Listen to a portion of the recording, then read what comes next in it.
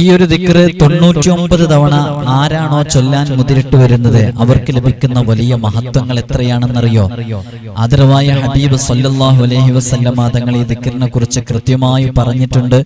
ഒരുപാട് ഹദീസിന്റെ ഗ്രന്ഥങ്ങളിലൂടെ അത് വ്യക്തമാക്കപ്പെട്ടതാണ്. എന്റെ പ്രിയമുള്ള മുഅ്മിനീങ്ങളെ, ഞാൻ എല്ലാ ദിവസവും സൂചിപ്പിക്കാറുള്ളത് പോലെ നമ്മുടെ ജീവിതം, നിങ്ങൾ എന്റെ വീഡിയോ സ്ഥിരമായി കാണുന്നവരുണ്ട്, പുതിയതായി കാണുന്നവരുണ്ട്, അവർക്ക് ഒരുപാട് അമലുകൾ പറയുമ്പോൾ അതെല്ലാം കൃത്യമായി ചെയ്യുന്നവരാണ്. ജീവിതത്തിന്റെ നിഖില മേഖലകളിൽ വ്യത്യസ്തങ്ങളായ പ്രയാസങ്ങൾ അനുഭവിക്കുന്ന എത്ര ആളുകൾ, മാരകമായ ക്യാൻസർ ഉൾപ്പെടെയുള്ള രോഗങ്ങളെ കൊണ്ട് പ്രയാസപ്പെടുന്നവര്, കിഡ്നി ഫെയിലായവര്, അറ്റാക്ക് സംഭവിച്ചവര്, മൂത്രസംബന്ധമായ, കിഡ്നി സംബന്ധമായ, അങ്ങനെ തുടങ്ങി വിവിധങ്ങളായ രോഗങ്ങളെ കൊണ്ട് പ്രയാസപ്പെടുന്ന എത്രയോ ആളുകൾ നമ്മുടെ അടുക്കൽ നേരിട്ട് വരുന്നു. അതുപോലെ തന്നെ ഫോൺ വിളിച്ച് അതിന്റെ വിഷയങ്ങൾ ചോദിക്കുന്നു. ഇങ്ങനെ തുടങ്ങി വിവിധങ്ങളായ രോഗങ്ങളെ കൊണ്ട് പ്രയാസപ്പെടുന്നവരുണ്ട്. അവർക്കൊക്കെ നമുക്ക് പതിവായി പറഞ്ഞു കൊടുക്കുന്ന അമലുകളൊക്കെ അവർക്ക് പറഞ്ഞു കൊടുക്കും. ഒരുപാട് ആളുകൾക്ക് അതൊക്കെ ചെയ്ത് അവരനുഭവിക്കുന്ന സിഹർ, അതേപോലെ തന്നെ ഐന്, അതേപോലെ കണ്ണീർ തുടങ്ങിയ എല്ലാ പ്രതിസന്ധികളിൽ നിന്നും സലാമത്ത് ലഭിച്ച് അവർക്കൊക്കെ വലിയ റാഹത്ത് ലഭിക്കുന്നത് കാണുന്നുണ്ട്. ഇതൊക്കെ എങ്ങനെ സംഭവിക്കുന്നു എന്ന് ചോദിച്ചാൽ, നമ്മൾ ഈ പറഞ്ഞു കൊടുക്കുന്ന അമലൊക്കെ നിങ്ങൾ സാധാരണ കേൾക്കുന്നത് പോലെ, അല്ലെങ്കിൽ നമ്മൾ ആ ഒരു വിശ്വാസവും കൂടെ അവർക്ക് ബോധ്യപ്പെടുത്തി കൊടുക്കണം. നിങ്ങൾ ചെയ്യുന്നത് വിശുദ്ധ ഖുർആനാണ്, ഹബീബായ സല്ലല്ലാഹു അലൈഹി വസല്ലമ തങ്ങൾ പറഞ്ഞു തന്ന ദിക്റുകളാണ്. ഇതൊക്കെ ചൊല്ലുമ്പോൾ ഒരു ആത്മീയമായ ഒരു ബന്ധം നമുക്ക് ലഭിക്കുന്നുണ്ട്, ഒരു സ്പിരിച്വാലിറ്റി. അങ്ങനെ ആത്മീയതയിലൂടെ നമുക്ക് എല്ലാം മാറ്റിയെടുക്കാൻ പറ്റും എന്നുള്ളതാണ് നമ്മൾ പറയുന്നത്. അപ്പൊ പല സ്ഥലങ്ങളിലും പോകുമ്പോൾ അവിടെ നിന്ന് മാറാത്ത, പല ഡോക്ടേഴ്സിനെയും കാണിച്ചിട്ട് ശിഫ ലഭിക്കാത്ത, ഭേദപ്പെടാത്ത ഒരുപാട് രോഗങ്ങൾ മാറുന്നത് കാണുന്നു. നമ്മൾ എന്തെങ്കിലും വെള്ളം മന്ത്രിച്ചു കൊടുക്കുമ്പോൾ, അല്ലെങ്കിൽ നമ്മൾ എന്തെങ്കിലും കുട്ടികൾക്ക് വേണ്ടിയിട്ട്, എന്തെങ്കിലും പൈശാചിക ബാധയുള്ള കുട്ടികൾക്ക് വേണ്ടിയിട്ട് പ്രത്യേക അമലുകൾ ചെയ്ത ചില കാര്യങ്ങൾ കൊടുക്കുമ്പോൾ, ഇതൊക്കെ ചെയ്യുമ്പോൾ പെട്ടെന്ന് അവർക്ക് മാറ്റം സംഭവിക്കുന്നത് ഇതെല്ലാം വിശുദ്ധ ഖുർആൻ കൊണ്ടാണ്, അള്ളാഹുവിന്റെ ഇസ്മുകളെ കൊണ്ടാണ്. ഇതെല്ലാം ഹദീസിൽ മുത്തുനബി സല്ലല്ലാഹു അലൈഹി വസല്ലമ തങ്ങൾ പറഞ്ഞ ദിക്റുകളെ കൊണ്ടൊക്കെ ആവുമ്പോൾ അതിന് നല്ല ഫലം ലഭിക്കും. അതുപോലെ നമ്മുടെ ജീവിതത്തിൽ പകർത്താൻ പറ്റുന്ന ഒരുപാട് അമലുകൾ, ഈമാൻ കിട്ടി നമുക്ക് പെട്ടെന്ന് മരിക്കാൻ, അല്ലെ? നമ്മൾ ഈ ലോകത്ത് നിന്ന് വിട പറയുമ്പോൾ എങ്ങനെങ്കിലും വിട പറഞ്ഞാൽ പോരാ, ഈമാൻ കബൂലാകണം, ഖൽബ് ലംഘനം, സ്വർഗത്തിന്റെ ഫോട്ടോ കണ്ട് നമുക്ക് ഈ ലോകത്ത് നിന്ന് വിട പറയണം, അല്ലെ? അങ്ങനെ വിട പറയാൻ സാധിക്കണം. അങ്ങനെ വിവിധങ്ങളായ ഉദ്ദേശങ്ങൾ എങ്ങനെ അതെല്ലാം നിറവേറ്റിയെടുക്കാം എന്നതൊക്കെ പറഞ്ഞ് നമ്മൾ വിവിധങ്ങളായ വീഡിയോസുകൾ ചെയ്യുമ്പോൾ നിങ്ങൾക്കത് കാണുകയും അതിന് താഴെ നല്ല രൂപത്തിൽ ചെയ്യാൻ വേണ്ടി ഞങ്ങൾ ഏറ്റെടുത്തു, ഞങ്ങൾ ചെയ്യുന്നുണ്ട് എന്നൊക്കെ പറയുമ്പോൾ അൽഹംദുലില്ലാഹ് വലിയ സന്തോഷമുണ്ട്. അതിൽപ്പെട്ടതാണ് നമ്മുടെ ബിസ്മിയുടെ അമല്. നിങ്ങളിൽ ഒരുപാട് ആളുകൾ ചെയ്തവരാണ്, നല്ല റിസൾട്ട് കിട്ടിയ എത്രയോ ആളുകളുണ്ട്. അതുപോലെ തന്നെ ബിസ്മിയുടെ അമല് പോലെ തന്നെ ഫലം ലഭിച്ച യാ ലത്തീഫിന്റെ അമല്, അതേപോലെ സൂറത്ത് യാസീനിന്റെ ഒരു പിടി അമലുകൾ നമ്മൾ പറഞ്ഞു. ഒറ്റ ഇരുത്തത്തിലിരുന്ന് സൂറത്ത് യാസീൻ ഓതേണ്ട ഒരു പ്രത്യേക രൂപം പറഞ്ഞു.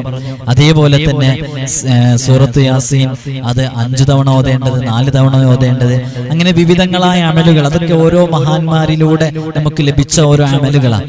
അതൊക്കെ ഓരോന്നും ചെയ്യുമ്പോൾ അതിൻ്റെതായ ഫലം നിങ്ങൾ എത്രത്തോളം ആത്മാർത്ഥമായി ചെയ്യുന്നോ, എത്രത്തോളം വിശ്വാസത്തോടുകൂടെ ചെയ്യുന്നു, അതിനനുസരിച്ച് അതിന്റെ ഫലം ലഭിക്കുമെന്നുള്ളത് തീർച്ചയാണ്. ഇൻഷാ അല്ലാഹു ചെയ്തവർക്കൊക്കെ നല്ല ഫലം നൽകട്ടെ, നല്ല റിസൾട്ടുകൾ അല്ലാഹു നൽകട്ടെ. അതേപോലെ തന്നെ നമ്മൾ വ്യത്യസ്തങ്ങളായ വീഡിയോകൾ ചെയ്ത കൂട്ടത്തിൽ നമുക്കൊക്കെ അറിയാം, ഇത് കേൾക്കുന്നവരുടെ കൂട്ടത്തിൽ തന്നെ സിഹർ കൊണ്ട് പ്രയാസപ്പെടുന്ന ഒരുപാട് ആളുകളുണ്ട്.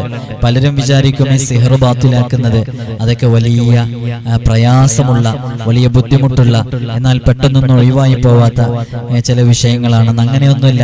ഏത് സിഹറും നമുക്ക് ബാത്തിലാക്കാം, ഏത് കണ്ണീറിന്റെ വിഷയങ്ങളും ബാത്തിലാക്കാം.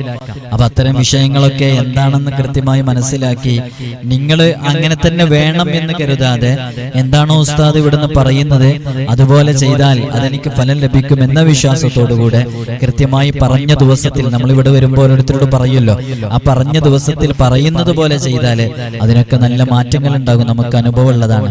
ചിലപ്പോൾ ചില ആളുകളുടെ ജോലിയുമായി ബന്ധപ്പെട്ട വിഷയങ്ങളൊക്കെ ഇത് തടസ്സം നിൽക്കുന്നതായിട്ട് കാണും, അല്ലെ? എത്ര നോക്കിയാലും ജോലി ശരിയാകുന്നില്ല. അങ്ങനെ നിൽക്കുന്ന തടസ്സങ്ങളൊക്കെ ഒരു പക്ഷെ അതിന്റെ പിന്നിൽ ഒരു പക്ഷെ സിഹറായിരിക്കാം, അല്ലെങ്കിൽ അതിന്റെ പിന്നിൽ ഐനായിരിക്കാം, കണ്ണേറായിരിക്കാം, അല്ലെങ്കിൽ മറ്റുള്ളവരുടെ ഹസദായിരിക്കാം. ഇങ്ങനെ തുടങ്ങിയ ചില വിഷയങ്ങളൊക്കെ ആയിരിക്കും. അപ്പൊ നമ്മളത് ബാത്തിലാക്കാൻ വേണ്ടിയിട്ടുള്ള അമലുകൾ പറഞ്ഞുതരും. അത് ബാത്തിലാക്കി കഴിഞ്ഞിട്ട് പിന്നീട് അതിന്റെ ഒരു ശർറ് വരാതിരിക്കാൻ വേണ്ടിയിട്ടുള്ള ഹൈഫ്ളിന് വേണ്ടിയിട്ടുള്ള ചില കാര്യങ്ങൾ പറഞ്ഞുതരും. ഇതൊക്കെ നിങ്ങൾ കൃത്യമായി ഫോളോ ചെയ്യുന്ന ആളുകളാണോ? എന്നാൽ തീർച്ചയായും അതിനൊക്കെ നല്ല റിസൾട്ട് ഉണ്ടാവും. ഇത്രയും കാലത്തിനിടയിൽ നമുക്കുണ്ടായ അനുഭവത്തിൽ നിന്നാണ് ഈ വിഷയങ്ങളൊക്കെ പറയുന്നത്. അപ്പൊ വിശ്വാസത്തോടുകൂടെ വരിക, വിശ്വാസത്തോടുകൂടെ ചെയ്യുക. ചെയ്തതിന് ശേഷം ആ അമലുകളിലൊക്കെ നല്ല വിശ്വാസം ഉണ്ടായിരിക്കുക. ഫോർ എക്സാമ്പിൾ, ഞാൻ എപ്പോഴും പറയാറുണ്ട്, നമ്മളൊരു അമല് ചെയ്തു എന്ന് സങ്കല്പിക്കുക. അങ്ങനെ അമല് ചെയ്തിട്ടുണ്ടെങ്കിൽ ഇൻഷാ അല്ലാഹ് ഞാൻ തങ്ങൾ ഉസ്താദിന്റെ അടുത്ത് പോയിട്ട് അങ്ങനെ ഒരു അമല് മനസ്സിലാക്കി അത് അവിടുന്ന് നേരിട്ട് എനിക്ക് മുഖതാവിൽ പറഞ്ഞു തന്ന അമലാണ്. ഞാനതങ്ങ് സ്വീകരിച്ചു.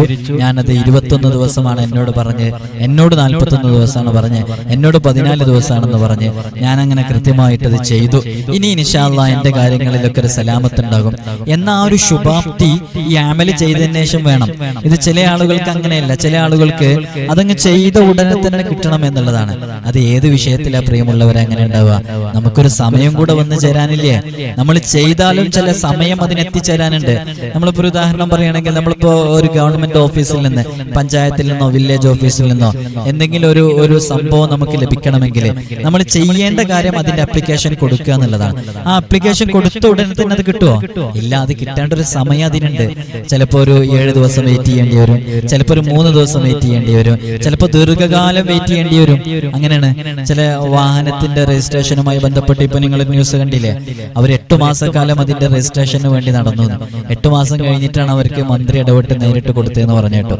അപ്പോ അല്ലാഹു സുബ്ഹാനഹു വ തആല അവനാണ് കൃത്യമായിട്ട് നമുക്ക് എന്ത് എപ്പോൾ എങ്ങനെ ലഭിക്കണം, അതിന്റെ ആപ്റ്റ് ആയിട്ടുള്ള ടൈം എപ്പോഴാണ് അത് നമുക്ക് ഹൈറായ രൂപത്തിൽ ലഭിക്കേണ്ടത് എന്നുള്ളത് അള്ളാഹുവിനാണ് കൃത്യമായിട്ട് അറിയുന്നത്. അപ്പൊ അവൻ അത് കൃത്യസമയത്ത് തരും. അങ്ങനെയാണെങ്കിൽ പിന്നെ എന്തിനെങ്ങനെ അമല് ചെയ്യേണ്ട ആവശ്യം? അതെ, നമ്മൾ ചെയ്യേണ്ടത് നമ്മൾ ചെയ്യണം. നമ്മൾ ചെയ്യേണ്ടത് ചെയ്യാതെ നമുക്ക് ലഭിക്കൂല. ഇപ്പൊ ഞാൻ നേരത്തെ പറഞ്ഞല്ലോ, വില്ലേജ് ഓഫീസിൽ നമ്മൾ ഒരു അപ്ലിക്കേഷൻ കൊടുക്കാതെ നമുക്ക് ലഭിക്കൂലല്ലോ. നമ്മൾ അള്ളാഹുവിനോട് ചോദിക്കണം, നിങ്ങൾ എന്നോട് ചോദിക്കുവിൻ, ചോദിച്ചാൽ ഉത്തരം നൽകുമെന്നാണ് പറഞ്ഞത്. അപ്പൊ ചോദിക്കണം. ചോദിക്കാനുള്ള അമലുകളാണ് നമ്മൾ വീഡിയോയിൽ പറയുന്നത്. അതുകൊണ്ട് തന്നെ അത് കൃത്യമായി മനസ്സിലാക്കി നല്ല രൂപത്തിൽ അമലുകളൊക്കെ ചെയ്യാം. ഒരുപാട് അമലുകൾ നമ്മൾ പറഞ്ഞിട്ടുണ്ട്. ഒരു വിധം നിങ്ങൾ അതിൽ പറഞ്ഞതുപോലെ തന്നെ ആത്മാർത്ഥമായി ചെയ്താൽ ഫലം ലഭിക്കും. എനിക്കറിയാം, നമ്മുടെ ഈ വീഡിയോ കാണുന്ന ഹോസ്റ്റലിൽ പഠിക്കുന്ന ഒരു പെൺകുട്ടി, ആ പെൺകുട്ടിക്ക് ഇതേപോലെ ശൈത്വാനിയത്തിന്റെ ഒരു വിഷയമുണ്ട്. അൽഹംദുലില്ലാ, നമ്മൾ അവർക്ക് ഒരുപാട് സ്ഥലങ്ങളിൽ അവർ പോയതാണ്. അങ്ങനെ പോയിട്ടും അവർക്ക് അതിന്റെ ട്രീറ്റ്മെന്റിൽ ഒരു ഫലം ലഭിക്കാതെ വന്നപ്പോഴാണ് നമ്മുടെ വീഡിയോകൾ കാണാനിടയായത്. അൽഹംദുലില്ലാ, അങ്ങനെ അവരോട് നമ്മൾ ആ വിഷയങ്ങൾ കൃത്യമായി പറഞ്ഞു കൊടുക്കുകയും അവരത് ചെയ്യുകയും ചെയ്തു. അള്ളാഹുവിന്റെ അപാരമായ ഖുദ്റത്ത് കൊണ്ട് അവരുടെ ആ പൈശാചികമായിട്ടുള്ള പ്രശ്നം ഭേദമായി എന്നുള്ളതാണ്. അപ്പൊ ഞാൻ ഇപ്പോൾ തന്നെ പറയുന്നുണ്ട്, എല്ലാവരുടേതും അങ്ങനെ നമ്മൾ ഓരോ കേസുകളും അതിനെക്കുറിച്ച് മനസ്സിലാക്കുമ്പോൾ അതിന്റെ ഗൗരവം അനുസരിച്ചിട്ടാണ് ചെയ്യുക. അപ്പോ എല്ലാം പെട്ടെന്ന് നിങ്ങൾ അങ്ങനെ, ചിലത് പെട്ടെന്ന് മാറും, ചിലത് കുറെ സമയം എടുക്കും. അത് നമ്മുടെ ഇംഗ്ലീഷ് മെഡിസിൻസ് കഴിക്കുമ്പോൾ അങ്ങനെ തന്നെയാണല്ലോ. ചില ഡോക്ടേഴ്സ് നമുക്ക് ആദ്യം 5 ദിവസത്തിന് 3 ദിവസത്തിന് അതിന്റെ മെഡിസിനും ടാബ്ലറ്റ് ഒക്കെ കഴിക്കാൻ വേണ്ടി തരും. അത് 5 ദിവസം 3 ദിവസം കഴിച്ച് ചിലപ്പോൾ മാറില്ല, വീണ്ടും മാറുന്നില്ലെങ്കിൽ വീണ്ടും വന്ന് കാണിക്കാൻ വരും. പിന്നെ അതിന്റെ ഡോസ് കൂട്ടിക്കൊടുക്കും. എന്നിട്ട് അതും മാറുന്നില്ലെങ്കിൽ പിന്നെ വേറെ ചെക്കിങ്ങുകൾക്ക് എഴുതും. ആ ചെക്കിങ്ങുകളിലൂടെ വീണ്ടും നമ്മൾ എന്ത് ചെയ്യും, കൂടുതൽ കാര്യങ്ങൾ ഡയഗ്നോസ് ചെയ്തിട്ട് അതിന്റെ വിഷയങ്ങൾ മനസ്സിലാക്കിയിട്ട് അതിനനുസരിച്ചുള്ള മെഡിസിൻസും ടാബ്ലറ്റും ഒക്കെ കൊടുത്തു കഴിഞ്ഞിട്ട് അതും കൂടി എടുത്ത് ചിലപ്പോൾ വർഷങ്ങളെടുക്കും മാറാൻ. അങ്ങനെയാണ് ചില സിഹറിന്റെ പ്രശ്നങ്ങളൊക്കെ, ചില ശൈത്വാനിയത്തിന്റെ വിഷയങ്ങളൊക്കെ പെട്ടെന്നതൊന്നും മാറിക്കിട്ടൂല. അതൊക്കെ നിരന്തരം വന്നുകൊണ്ടിരിക്കണം. ഇത് ചില ആളുകളൊക്കെ മനസ്സിലാക്കിയിട്ടുണ്ട്, ഒറ്റ വരുത്ത് വന്ന് ആ വരവോടുകൂടെ എല്ലാം റെഡിയാവുന്നു. അങ്ങനെ റെഡിയാകുന്ന വിഷയങ്ങൾ ധാരാളമുണ്ട്. പക്ഷെ ചില വിഷയങ്ങളൊന്നും അങ്ങനെ മാറൂല. അതുകൊണ്ട് അതിന് നിരന്തരം പരിശ്രമിച്ചുകൊണ്ടേയിരിക്കേണ്ടി വരും. എല്ലാവരോടും ഓർമ്മപ്പെടുത്താനുള്ളത്, നമ്മൾ മാക്സിമം നമ്മുടെ കഴിവിനനുസരിച്ച് നാം അള്ളാഹുവിന്റെ തൃപ്തിയിലും പൊരുത്തത്തിലുമായി ജീവിക്കുക. അപ്പോൾ നമ്മൾ ചെയ്യുന്ന അമലുകളിലൊക്കെ നല്ല ഫലങ്ങൾ ഉണ്ടാകും. അങ്ങനെയാണ് അള്ളാഹുവിന്റെ തൃപ്തിയിലും പൊരുത്തത്തിലുമായി പരമാവധി ഹറാമിൽ നിന്നും മാറി നിന്ന് അള്ളാഹു ഇഷ്ടപ്പെടുന്ന രൂപത്തിൽ ജീവിക്കാൻ വേണ്ടി ശ്രമിക്കുക. ഹറാമ് കേൾക്കാതെ, ഹറാമ് കാണാതെ, ഹറാമ് ഭക്ഷിക്കാതെ, ഹറാമിന്റെ പലിശയുമായി ബന്ധപ്പെട്ട വിഷയങ്ങളിൽ ഇടപെടാതെ ജീവിക്കാൻ വേണ്ടി ശ്രമിക്കുക. അങ്ങനെ ജീവിതം മുന്നോട്ട് കൊണ്ടുപോവുക. ഞാൻ തുടക്കത്തിൽ പറഞ്ഞ ഈ ഒരു ദിക്ർ അത് 99 തവണ ഒരാൾ ചൊല്ലുകയാണെങ്കിൽ, ആ 99 തവണ ചൊല്ലിയാൽ ഈ ഒരു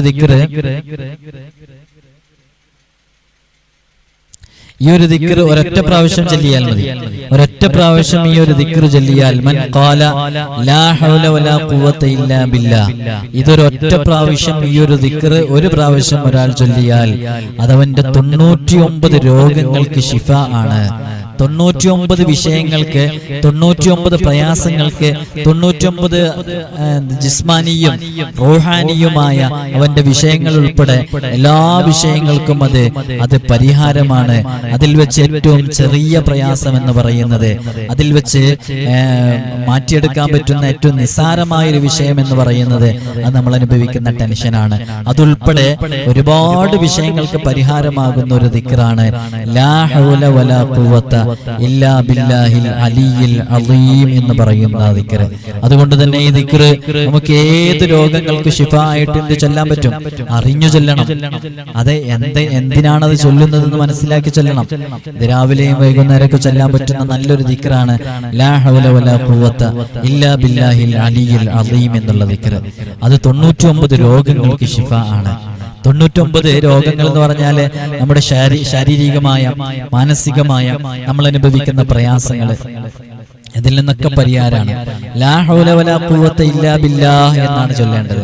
അത് ചൊല്ലാന് ശീലിക്കാത്ത ആളുകൾ, അതായത് ഇതൊരു കൃത്യമായ എണ്ണം ശീലിക്കാത്ത ആളുകളൊക്കെ ആണെങ്കിൽ അവർക്ക് തുടക്കത്തിൽ ഒരു 100 തവണ ചൊല്ലിയിട്ട് തുടങ്ങാം.